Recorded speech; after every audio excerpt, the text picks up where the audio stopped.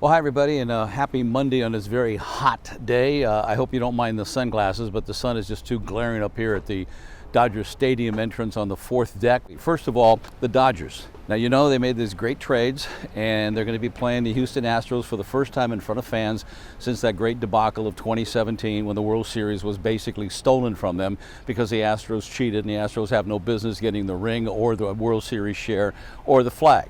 Take that, Houston. So they're in town. It's going to be wild. It's going to be woolly.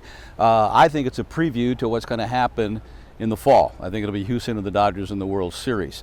Now there'll be 50,000 screaming fans. I'm sure someone's going to try to bring in a trash can and bang on it all night long, but it'll be fun. Just behave yourself if you're coming to the ball game. I know there's a lot of anger against the Astros, but so be it. There'll be a lot of maskless people, so I'm sure that the virus will be spreading again. Just be extremely careful. We're not going to bore you with the numbers. They're just going sky high. They're just going completely out of hand. I don't know what the answer is, but just stay safe as best you can. Enjoy the ball game, and just be aware of your surroundings, if you will. Now, as for the pandemic goes, it's just not getting any better. Dr. Art Uline, who I talked to over the weekend, had some very serious thoughts about what we're going through. One of which, he says, if there is a booster, he said he'd be the first in line to take it. The numbers are scary, he said, and the one thing that people need to know is that this is not going to go away. This pandemic is staying with us. We came so close to not wiping it out, but being under control completely. And then up came that Delta variant, and then a number of people that simply lied about being vaccinated and went around without their mask, and now we're in this fix. So a couple of questions to the doctor. Again, he will take the booster when it's possible. And a couple of questions we had for him. I think you'll find it interesting. Take a listen, and please be careful. Based on everything that I have seen and read in the last few days, my wife and I canceled our planned trip to New York to visit grandchildren. It takes a hell of a lot to get me to cancel a trip to see grandchildren, because I think planes are relatively safe. But I worry about taxis, and I worry about hotels. And to be quite frank, I worry about my grandchildren, because they're out and about and exposed so much. If you were an advisor to the governor or to the mayor, would you order shutdowns now?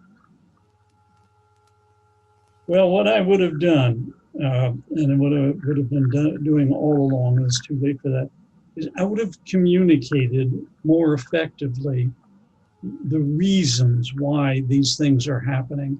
It just astonishes me the poor job the CDC has done of communicating why they are making these recommendations. If you read what the committee looked at, what the CDC people looked at, you say, oh, now I get it. Oh, sure, of course you should start putting your masks on again. And the problem is that people are, even those who believe and are willing to listen are now upset. They're confused. Why does the story keep changing, they ask. The story keeps changing because we've never been in this situation before, and because we learn something new every week. What would I do if I were the governor? Oh, thank God I'm not in that position. I think, here's the problem I'm having, and the reason I'm hesitating. California is not a homogeneous area of risk. If you look at this county by county and community by community, there are different levels of risk depending on the crowding of people together, depending on socioeconomics, depending on immunization rates, depending, I'm sad to say, on political bent. So that one could craft a message that made people as individuals realize, ooh, I'm in an area at high risk. Let those guys up in Modesto do whatever they want.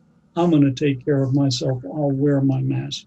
Had this been done in a more collegial manner, let's do this for each other, I think the messaging would have been more effective.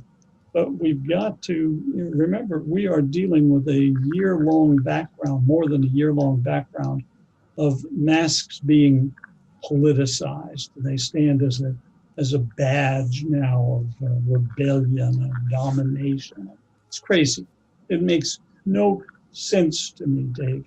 Doctor, is it too simple to just say that if everybody got vaccinated, if let's say, for example, the government said, look, you can't get out of your house, you can't go anywhere, you can't go to work, you can't go to restaurant, you can't go. If everybody got vaccinated, would this thing get not wiped out totally, but would we be back to the numbers that we were before the Delta virus hit? Had it been done at the beginning, I think the answer is yes. There was a chance for that. And if you want proof now, if you want proof of that, by the way, look at New Zealand. My son left the country, moved his family to New Zealand.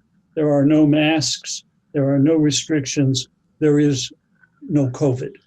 But we're not New Zealand. Could we have ever pulled that off? No, I don't think so. Could we have done better? Absolutely. Had we all worn masks and distanced at the beginning, I think there'd be another 300,000 people alive. What's going to happen going down? I think we're going to see many more immunizations. Many more infections and far fewer deaths as a proportion of those infections.